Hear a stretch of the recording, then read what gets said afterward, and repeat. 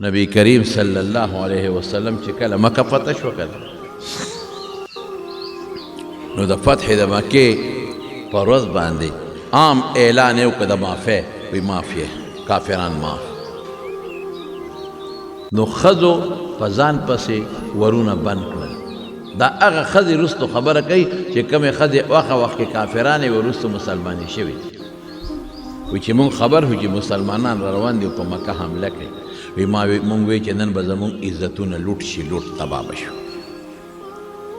ولې د دشمن په کور باندې دشمن را روان دي حمله کوي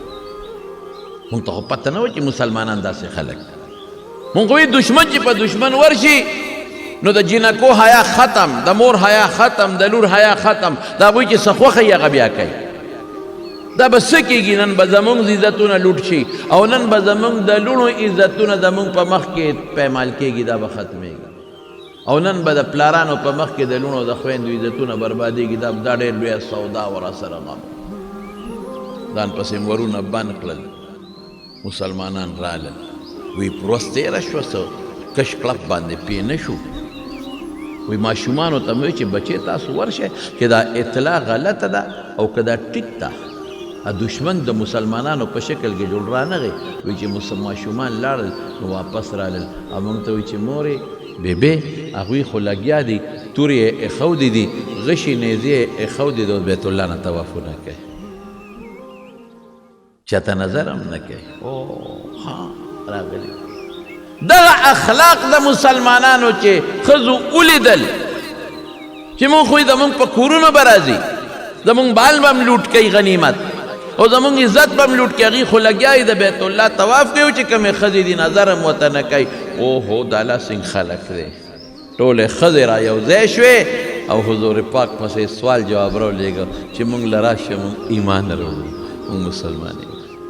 داسې دین خو مونږ چېرته نه دی لیدلی دا لا څنګه دین دی دا څنګه د حیا دین دی او دا څنګه د پردې دین دی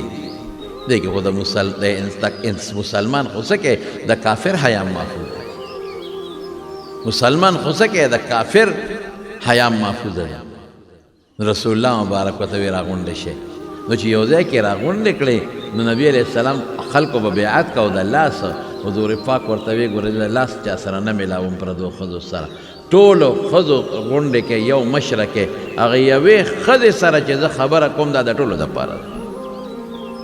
ټولې راغونډې کړې په بورقو کې او په غټو پړونو کې او یوې والا مشره کړه او مشره څوک د خبرې هغه ښځه چې هغې ته هنده وایي هغه ښځه چې د مکې د سردار د ابوسفیان ښځه هغه ښځه چې د هغې پلار په بدر کې مردار شوی د عتبه لور ده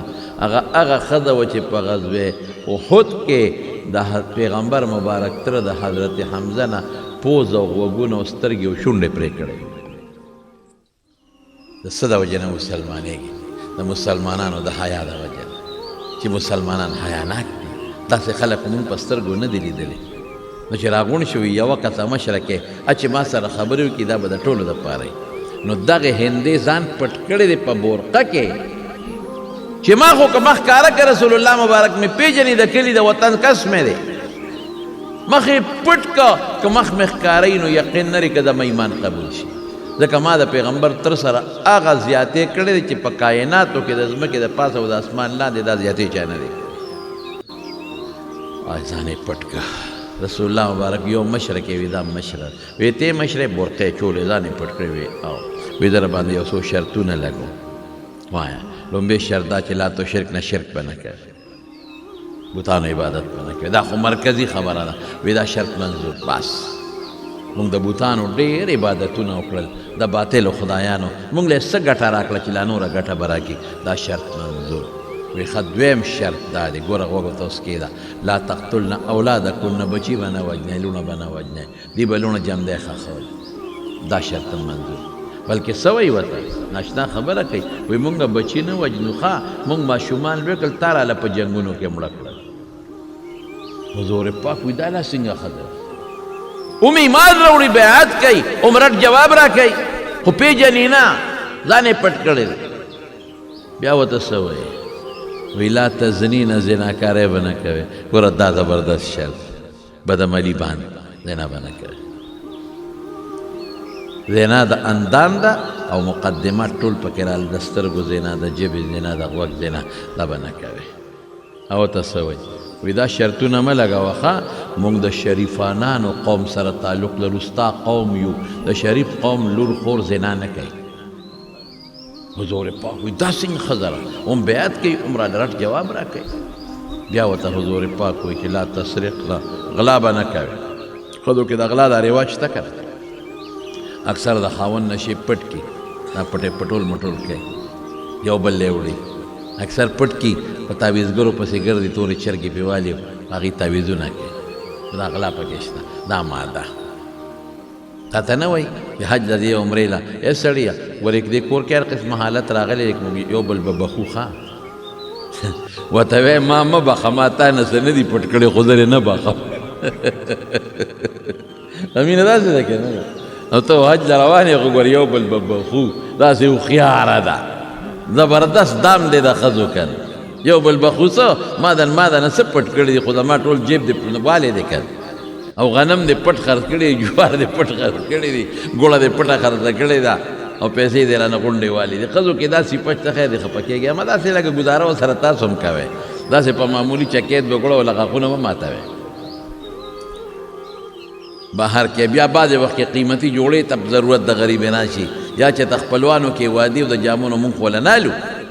خاوندان وله کم ځای دي، نو هغه غریبه دغه د غلا غلطۍ کوي، نو بس هغې باندې ځان له بیا سجا جوړه موړه والي نه خپل سسټم پې وباسي. دا کم ځای وه دا مې رور راوړې وه، خدای ته وګوره، رور ته ګوره، جامې ته ګوره، دا مې پلار راله راوړې وه، پلار ته ګوره چوری وله راوړي، پلار او ورور وله په کال کې یو دل چوري راوړي، دغه یې حق دی، نور څه وله نه راوړي. خبره مې دې پورې کوله چې رسول الله صلی الله علیه وسلم ورته څه وایي؟ وایي غلا به نه کوې. نو دې خو ځان پټ کړی او خو دې وخت کې د خبره یېره شوه، د خولې نه خبره ووته. وی زما خاوند د ابوسفیان لږ بخیل دی، نو که زه د هغه نه څه شی پټوم او هم د هغه په بچو یې خورم بار نه، نو دا هم غلا ده. چې رسول الله مبارک واورېدل چې زما خاوند د ابوسفیان، وی دا خو د ابوسفیان ښځه ده، دا خو د عتبه لور ده. وی انت هند بنت عتبه، ته هنده د عتبه لورې څه؟ بس دا په رپېدو شو، وجود رپېدو شو. او پښتانه وی د خپو نه مې ځمکه وتښتېد، وی ما خو ځان پټ کړی، دا خو مې د خاوند نوم د خولې نه ووت، دا خو زه حضور پاک اوج پېژنم، وی یو زه د عتبه لور یم. خو ما هغه ظلم کړی چې په کائناتو کې دا ظلم انسان نه دی کړی، ما ستا مبارک تر سره ډېر زیاتې کړی، نو ما ځان پټ که ځکه دی کې وبخلی شم. وی نه نه خبره خلاصه ده، دا شرطونه منې ټول منو. زه